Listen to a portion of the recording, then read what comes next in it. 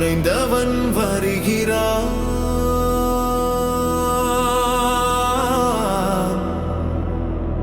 வர்மத்தின் வாரிசு இதோ எழுகிறான். அவன் பார்வையில் அக்னி, அவன் கைகளில் இடி. காத்திரு, அவன் வாரிசு. அத்தியாயம் 38. இது போன்ற கதைகளை தொடர்ந்து கேட்க இப்போதே குமார் ஸ்டோரிஸ் சேனலுடன் இணைந்து கொள்ளுங்கள். மறக்காம லைக் பண்ணுங்க, ஷேர் பண்ணுங்க, கமெண்ட் பண்ணுங்க. அதிர்ச்சியின் உச்சகட்டத்திற்கு சென்று கண்கள் உறைந்து நின்ற விஸ்வாவை பார்த்த சிவா தன் முகத்தில் படர்ந்திருந்த தீவிரத்தை அணுவளவும் குறைக்காமல் கனத்த குரலில் தன் தலையை அசைத்தான். அந்த சொகுசு அறையின் குளிரூட்டப்பட்ட காற்றிலும் சிவாவின் நெற்றியில் லேசாக வியர்வை அரும்பியிருந்தது. ஆமாம் பாஸ், நீங்க நினைக்கிறது அத்தனையும் 100க்கு 100 உண்மை. சரித்திர பக்கங்கள்லையும் நம்ம முன்னோர்களோட ரகசிய ஏடுகள்லையும் மட்டுமே வாழ்ந்து மறைஞ்சு போயிட்டதா எல்லாரும் நம்பிட்டு இருக்கிற அந்த பழமையான கொடூரமான சர்வதேச மாயக்கழகம் இன்னும் உயிரோட தான் இருக்கு. அவங்க பேர் தான் பிளாக் பைத்தான். சிவா அந்த பெயரை உச்சரித்த போது அந்த அறையின் வளிமண்டலமே ஒரு நொடி உறைந்து போவது போலிருந்தது. விஸ்வா தன் பார்வையை சிவாவின் மீது நிலைக்க விட்டான். சிவா தொடர்ந்தான். பல நாடுகளோட உளவுத்துறை வட்டாரங்கள்ல ரகசியமா பேசப்படுற தகவல்களின்படி அவங்களோட கடைசி நடமாட்டமும் மிக முக்கிய ஆட்களோட ரகசிய குறியீடும் ரஷ்யாவோட பனி படர்ந்த அண்டர் கிரவுண்ட் பகுதிகளில் தான் இருக்குன்னு தெரிய வந்திருக்கு. ஆனா 30 வருஷத்துக்கு முன்னாடி நம்ம ஸ்கூல் ஃபவுண்டர் அவங்கள வேறறுத்து அழிச்ச அந்த பயங்கரமான இரத்தவெறி போருக்கு அப்புறம் அவங்களால பழையபடி ஒன்னா சேர்ந்து செயல்பட முடியல பாஸ். இப்போதைக்கு அவங்களுக்கு கீழே நேரடியா வெளிப்படையா ஆட்கள் யாரும் வேலை செய்யல. ஆனா அதுதான் அவங்களோட ஆக பெரிய தந்திரமே. அவங்க இப்போ உலகம் முழுக்க பல கிளை கிளையா கண்ணுக்கு தெரியாத குட்டி குட்டி ஸ்லீப்பர் செல் நெட்வொர்க்கா பிரிஞ்சிட்டதா கடைசியா நம்ம ஒயிட் டிராகன் ஸ்கூல் ஆவணங்கள் மூலமா நமக்கு தகவல் கிடைச்சிருக்கு. வெளியில் பார்க்கும்போது அவங்க தனித்தறி கும்பல் போல தெரிவாங்க. ஆனா அவங்களோட அசல் மூளை ரஷ்யாவில இருந்து தான் இயங்குது. இப்போ விபரீதம் என்னன்னா, அந்த பிளாக் பைத்தான் குரூப்போட நெட்வொர்க்ல இருக்கிற ஒரு மிக முக்கிய ஆளு தான் நம்ம கிஷோரை ரகசியமா தூண்டில் போட்டு பிடிச்சு அவன்கிட்ட நம்ம ரகசிய டீட்டெயில்ஸை கேட்டு பேசியிருக்கான் பாஸ் என்றான் சிவா தன் குரலில் நடுக்கத்தை அடக்க முயன்றபடி. பிளாக் பைத்தான் என்ற அந்த பயங்கரமான பெயரை கேட்டதும் விஸ்வா சில நிமிடங்கள் ஆழமான மௌனமான யோசனையில் ஆழ்ந்தான். அவனது கூர்மையான கண்கள் அந்த சிறிய VIP அறையின் சுவர்களில் அலைபாய்ந்தன. 30 ஆண்டுகளுக்கு முன்னால் தன் தற்காப்பு பள்ளியின் நிறுவனர் நடத்திய அந்த போர் இன்னும் முடிவுக்கு வரவில்லை என்பதை அவனது அசாத்திய மூளை சட்டென்று கணித்து கொண்டது. சரி சிவா, பிளாக் பைத்தான் கிஷோரை தூண்டில் போட்டு வச்சிருக்கான். அந்த பேராசையில கிஷோரும் நமக்கு துரோகம் பண்ண துணிஞ்சிட்டான். இதுவரைக்கும் நடந்த அத்தனை விஷயங்களும் எனக்கு புரியுது. ஆனா கிஷோர் அப்படி என்னதான் புது நியூஸை கண்டுபிடிச்சான்? என் குடும்ப பின்னணியை பத்தி அவன் கைக்கு கிடைச்ச அந்த அசல் ஆதாரம் என்ன? அவ சொல்லு முதல்ல என்று விஸ்வா அவசரமாய் அதே சமயம் அழுத்தமான குரலில் வினவினான். சிவா தன் முகத்தில் ஒரு பாரமான ஏமாற்றத்தோடும் அதே சமயம் ஒரு குற்ற உணர்ச்சியோடும் விஸ்வாவின் முகத்தை பார்க்க முடியாமல் தன் தலையை குனிந்து கொண்டான். சார், இந்த ஒட்டுமொத்த பிரச்சனையிலையும் நமக்கு இருக்கிற ஆகப்பெரிய பேட் நியூஸ் அதுதான். அவன் அப்படி என்ன ரகசிய நியூஸை கண்டுபிடிச்சாங்கிறது நம்ம டீமுக்கும் தெரியல. அதே நேரம் அந்த பிளாக் பைத்தான் காரணங்களுக்கும் இன்னும் தெரியல. என்ன சொல்ற சிவா, விபரமா சொல்லு என்று விஸ்வாவின் குரல் லேசாக அதட்டியது. பாஸ், கிஷோர் நமக்கு துரோகம் பண்றான்னு அந்த 3வது மனிதனோட அவன் பேசின ரகசிய ஆடியோ ஆதாரம் நமக்கு கிடைச்ச அடுத்த கணமே நாம தயங்கல. நம்ம ஒயிட் டிராகன் சாம்ராஜ்யத்தோட விதிகளின்படி துரோகத்துக்கான பரிசு மரணம் மட்டும்தான். அதனால நம்ம ஆட்கள் கிஷோரை கொன்னுட்டாங்க பாஸ். அவன் உயிரோட இருந்தா ஒட்டுமொத்த பள்ளிக்கும் ஆபத்துன்னு அவனை ஸ்பாட்லேயே முடிச்சிட்டோம். அவன் சாகிறதுக்கு முன்னாடி ஏதோ ஒரு மாபெரும் உண்மையை ரகசியமா தன் கைவசம் வச்சிருக்கான்னு மட்டும் எங்களுக்கு தெரிஞ்சது. அவன் செத்த அடுத்த நிமிஷமே அவனோட வீட்டில் இருக்கிற எல்லா ரகசிய இடங்கள், டிஜிட்டல் லாக்கர்கள், கம்ப்யூட்டர் ஆவணங்கள், மெயில் ஐடிகள்னு அத்தனையையும் நாங்க அக்குவேர் ஆணிவேரா தேடி பார்த்தோம் பாஸ்.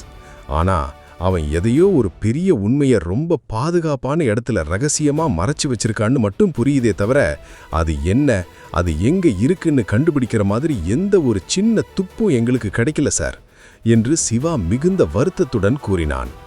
அது மட்டுமில்லாமல் சிவாவின் குரலில் பதற்றமும் பயமும் இன்னும் அதிகமாக கூடியது. அவன் விஸ்வாவிற்கு இன்னும் நெருக்கமாக வந்து, சார், அதைவிட ஒரு ஆபத்தான விஷயம் சார். நாங்க கிஷோர் வீட்டை முழுசா அக்குவேர் ஆணிவேரா சோதனை போடும்போது தான் ஒரு அதிர்ச்சியான விஷயத்தை கவனிச்சோம். அந்த பிளாக் பைத்தான் காரணங்க ஏற்கனவே கிஷோர் வீட்டை முழுசா பக் பண்ணி வச்சிருக்காங்க. அவனோட பெட்ரூம், ஹால்னு வீட்டுக்குள்ள பல ரகசிய இடங்கள்ல கண்ணுக்கு தெரியாத அதிநவீன உளவு கேமராக்களும் பொருத்தப்பட்டிருந்தது. நாம உள்ள நுழைஞ்சு கிஷோரை கொன்ன அத்தனை காட்சிகளும் இப்போ அந்த பிளாக் பைத்தான் காரணங்களோட கம்ப்யூட்டர் ஸ்கிரீனுக்கு போயிருக்கும் பாஸ். அதனால இப்போ என்ன பிரச்சனைன்னா, கிஷோரை கொன்னது நம்ம டீம் தான் அப்படின்னும் நமக்குன்னு ஒரு பவர்ஃபுல்லான ரகசிய பிரிவு பாம்பேலையும் இப்போ இயங்கிட்டு இருக்குங்கிற விஷயம் அந்த பிளாக் பைத்தான் குழுவுக்கு அப்பட்டமா தெரிய வர நிறைய வாய்ப்பு இருக்கு சார். நாம இப்போ எதிரியோட நேரடி கண்காணிப்பு வளையத்துக்குள்ள வந்துட்டோம் என்று எச்சரித்தான் சிவா. விஸ்வா தன் பற்களை பலமாக கடித்தபடி தன் நாற்காலியின் கைப்பிடியை இறுக்கினான். அவனது முகம் கோபத்தால் சிவந்தது. ஆனால் அடுத்த சில வினாடிகளில் அவனது முகத்தில் ஒரு கொடூரமான புன்னகை அரும்பியது. பரவாயில்ல சிவா, அவங்க நம்மளை பத்தி தெரிஞ்சுக்கிட்டா எனக்கு சந்தோஷம்தான். இருத்துக்குள்ள ஒளிஞ்சிருந்து அம்பு விடுற கோழைகளை விட நேருக்கு நேர் மோதுற எதிரிகளை எனக்கு ரொம்ப பிடிக்கும். வரட்டும், பார்த்துக்கலாம். ஆனா கிஷோர் வீட்டில் நாம தேடுமப்போ வேற ஏதாவது முக்கிய ஆவணங்கள், டைரிகள் மாதிரி எதுவும் கிடைச்சதா? கிடைச்சது சார். ஆனா அது நம்ம ஒயிட் டிராகன் ஸ்கூலையோ இல்ல உங்களையோ நேரடியா சம்பந்தப்பட்ட விஷயம் இல்ல. என்ன சொல்ற சிவா? குழப்பாம தெளிவா சொல்லு. என்ன பத்தின விஷயம் இல்லனா வேற யார பத்தின ஆவணம் அது? கிஷோர் யாருக்காக அத்தனை விவரங்களை சேகரிச்சா? யார் அது என்று விஸ்வா புரியாமல் தன் புருவங்களை உயர்த்தி கேட்டான். சிவா தன் கோட்டின் உள்பாக்கெட்டிலிருந்து மிகவும் பழமையான தேய்ந்து போன ஒரு சிறிய ரகசிய டைரியையும் அதோடு சேர்த்து சில புகைப்படங்களையும் எடுத்து விஸ்வாவின் முன்னால் இருந்த அந்த மர மேஜை மேல் மெதுவாக வைத்தான். சார், அந்த பார்கவி மேடத்தோட அன்றாட நடமாட்டங்கள், அவங்களோட இருப்பிடம், அவங்களோட குடும்ப பின்னணி பத்தின அத்தனை விவரங்களும் கிஷோர் தன் கைப்பட எழுதின இந்த ரகசிய டைரியில கச்சிதமா குறிச்சு வைக்கப்பட்டிருக்கு சார் என்றான் சிவா. விஸ்வாவின் நெஞ்சுக்குள் ஒரு மாபெரும் இடி தாக்கியது போல இருந்தது. அவனது இதயம் ஒரு நொடி துடிப்பதை நிறுத்திக் கொண்டது போன்றதொரு உணர்வு. அவன் பேரதிர்ச்சியோடு மேஜை மேலிருந்த அந்த டைரியையும் புகைப்படங்களையும் பார்த்தான். அவனது கைகள் தானாக முன்னோக்கி சென்று அந்த டைரியை எடுத்தன. பார்கவியா? அவளை ஏன் கிஷோர் இதுக்குள்ள கொண்டு வர்றான்? நான் பாம்பே கிளம்புறதுக்கு முன்னாடி கிஷோர் கிட்ட பார்கவிய பத்தி ஒரு வார்த்தை கூட சொல்லலையே. என் அப்பா அம்மாவோட கடந்த காலத்தை பத்தியும் அவங்க இப்போ எங்க இருக்காங்கன்ற மர்மத்தை பத்தியும் மட்டும்தானே பாம்பேல போய் ரகசியமா புலனாய்வு செய்ய சொன்னேன். அப்புறம் எப்படி அவனுக்கு பார்கவியோட தொடர்பு கிடைச்சது? ஒருவேளை என் அப்பா அம்மாவுக்கும் இந்த உலகமே தேடுற அந்த பிளாக் பைத்தான் அண்டர் கிரவுண்ட் குரூப்புக்கும் நடுவுல பார்கவியோட குடும்பம் தான் ஏதோ ஒரு பாலமா நிற்குதா என்று விஸ்வா தன் மனதிற்குள் உறைந்து போய் நின்றான். அவனது மூளைக்குள் கேள்விகள் சுனாமியாய் எழத் தொடங்கின. சிவா எடுத்து வைத்த அந்த புகைப்படங்களை விஸ்வா ஒவ்வொன்றாக புரட்டி பார்த்தான். அங்கு முதலில் இருந்தது ஒரு 20 வயது மதிக்கத்தக்க இளம்பெண்ணின் புகைப்படம். அது ஏதோ ஒரு கிராமத்து பின்னணியில் எடுக்கப்பட்டிருந்தது. அந்த பெண்ணின் முகம் பேரமைதியோடும் ஒருவித வசீகரமான நளினத்தோடும் இருந்தது. அவளது கண்கள் ஏதோ ஒரு சோகத்தை மறைப்பது போல காட்சியளித்தன. அந்த புகைப்படத்திற்கு நேர் எதிர்ப்புறத்தில் மேலே பார்கவி என்று ஆங்கிலத்தில் பெரிய எழுத்துக்களில் எழுதப்பட்டு அவளது தற்போதைய புகைப்படமும் அவளது அண்மை கால விவரங்களும் இணைக்கப்பட்டிருந்தன. ஆனால் எல்லாவற்றையும் விட விஸ்வாவின் கண்களை உற்று பார்க்க வைத்தது அந்த இரு பெண்களின் புகைப்படங்களுக்கும் சரியாக கீழே ஒரு பெரிய கேள்விக்குறியுடன் வைக்கப்பட்டிருந்த அந்த 3வது புகைப்படம்தான்.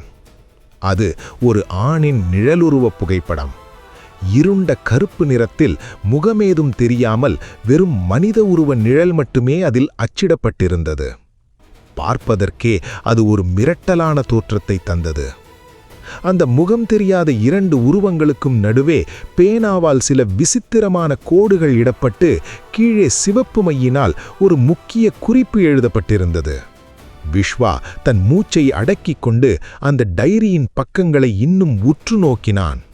அதில் கிஷோரின் கைப்பட பதற்றத்துடன் எழுதப்பட்டிருந்த அந்த வாக்கியங்கள் இதோ: அந்த பெண் கையில் ஒரு அனாதை கைக்குழந்தையுடன் யாருக்கும் தெரியாமல் அந்த இரத்த வெள்ளத்திலிருந்து திடீரென மறைந்தாள்.